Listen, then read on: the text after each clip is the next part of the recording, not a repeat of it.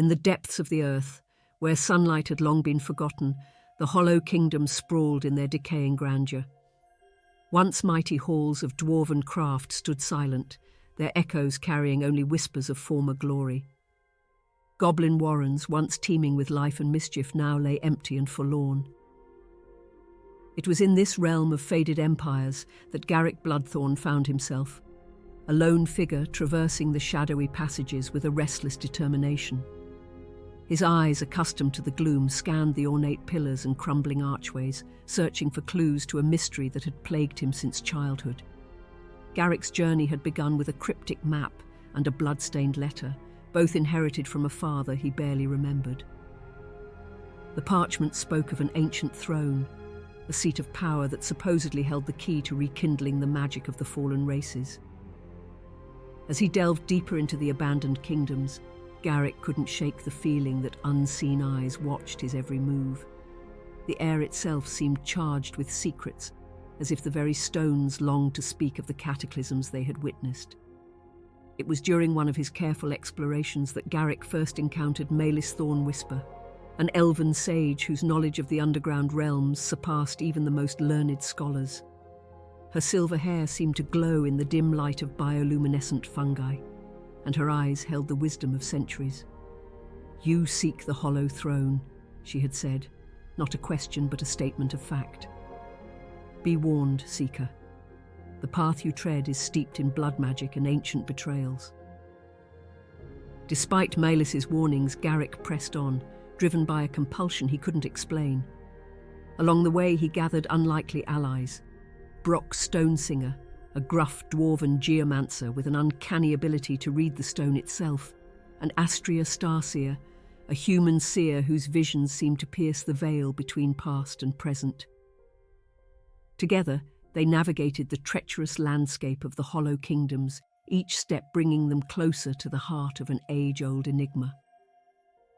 As they ventured deeper, signs of recent activity began to appear amidst the ruins.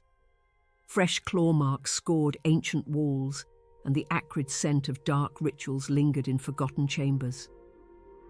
It became clear that Garrick and his companions were not alone in their quest for the Hollow Throne.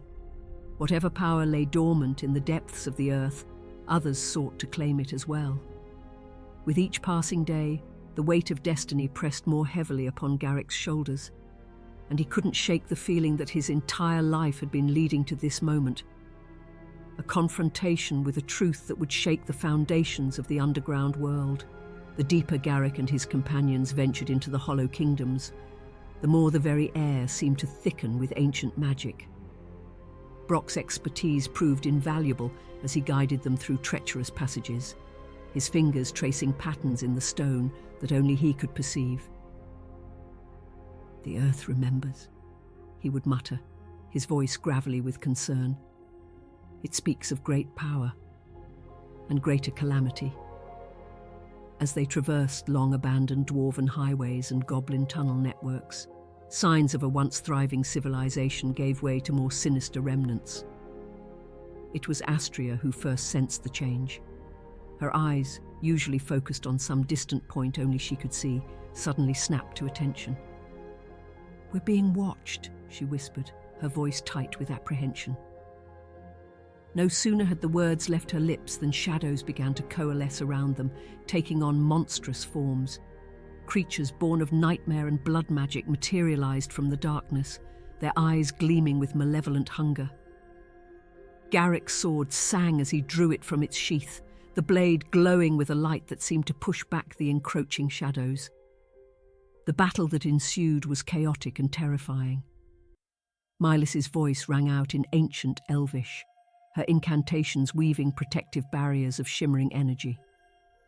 Brokk's hammer struck the ground, sending shockwaves through the stone that shattered their assailants. Astraea's visions guided her movements with uncanny precision, allowing her to anticipate and counter each attack. And at the center of it all, Garrick fought with a ferocity that surprised even himself, his blade leaving trails of light in its wake as it cleaved through the shadowy forms. As the last of their attackers dissolved into mist, an unsettling realization dawned on the group. These were no mere monsters, but the twisted remnants of the ancient races themselves, warped by centuries of exposure to dark energies. Garrick felt a pang of sorrow as he looked upon what might have once been a proud elven warrior, now reduced to a creature of shadow and malice. The implications were clear.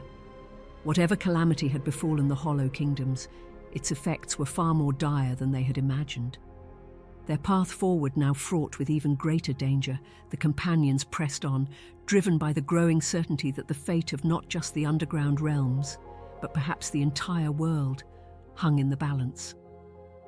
As they descended ever deeper, Garrick began to experience flashes of memory that were not his own. Visions of grand halls filled with light, of great councils where the leaders of all races gathered in harmony. These glimpses into a forgotten past only deepened the mystery surrounding his own identity and his connection to the Hollow Throne. With each step, the whispers in the dark grew louder, urging him towards a destiny he was only beginning to comprehend.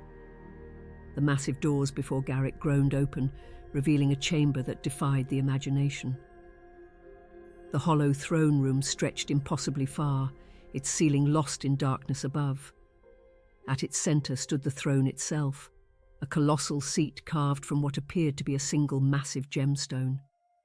As Garrick and his companions approached, the air grew thick with power, making it difficult to breathe. Maelis gasped, her eyes wide. "By the old gods," she whispered, "it's not just a throne, it's a nexus of ley lines, a focal point for all the magic of the underground realms." But they were not alone. From the shadows emerged a figure cloaked in darkness, his very presence seeming to dim the light around him. "At last," the figure intoned, his voice echoing unnaturally. "The final piece arrives." With a gesture, tendrils of shadow lashed out, separating Garrick from his companions.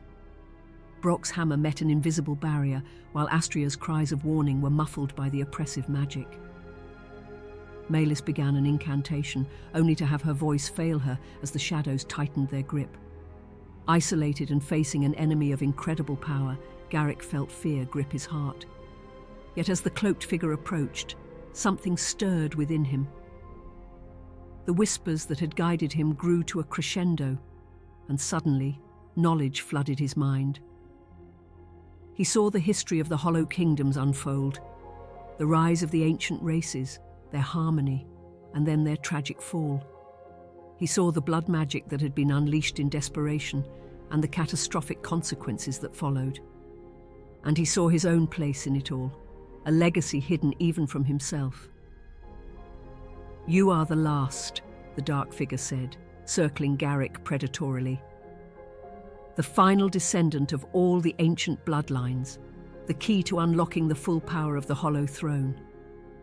With your sacrifice, I will reshape this world in darkness." But as the enemy's magic reached for him, Garrick felt power surge through his veins. His sword blazed with light, not just from one source, but from many. The combined magic of elf, dwarf, goblin and Moor, all flowing through him. The battle that ensued was cataclysmic. Garrick moved with the grace of the elves, struck with the might of the dwarves, and wielded magic that drew from all the ancient races. The chamber shook with the force of their conflict, pillars crumbling and chasms opening in the floor. The cloaked figure's attacks grew more desperate, more wild, as he realized the true nature of his opponent. In a final, desperate lunge, Garrick's blade found its mark. As it pierced his enemy's heart, a shockwave of energy exploded outward, shattering the barriers that held his companions at bay. As the echoes of battle faded, Garrick stood amidst the devastation, his breath coming in ragged gasps. The cloaked figure lay motionless at his feet, the shadows that had enshrouded him dissipating like mist in sunlight. With the immediate threat neutralized, Garrick's companions rushed to his side. Maelis reached him first, her eyes wide with a mixture of awe and concern. "Garrick," she breathed, "do you understand what just happened? The power you wielded, it shouldn't be possible." Brokk circled the fallen enemy cautiously, his hammer still gripped tightly. "Aye, lad," he grumbled, his voice a mix of respect and wariness. "You fought with the strength of a dozen warriors, and not just any warriors at that." Astraea, her eyes still glowing faintly from her visions, placed a gentle hand on Garrick's arm. "The threads of fate have converged," she murmured. "You are the fulcrum upon which the future of the Hollow Kingdoms now balances." As the adrenaline of battle faded, Garrick felt the weight of his newfound knowledge settle upon him.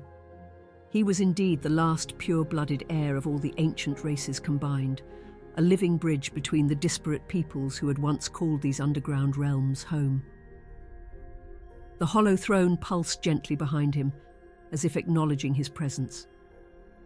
With a deep breath, Garrick approached it, feeling the pull of destiny with each step. As his hand touched the cool surface of the throne, visions flooded his mind once more. He saw the potential futures branching out before him, the restoration of the Hollow Kingdoms to their former glory, the reunification of the scattered races, the healing of the land tainted by blood magic. But he also saw the dangers, the temptation of power, the risk of repeating past mistakes, the delicate balance that must be maintained. Hours passed as Garrick communed with the ancient magics of the throne, absorbing the wisdom of countless generations.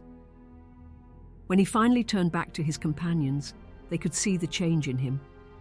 His eyes held a new depth, reflecting the burden of knowledge and responsibility he now carried.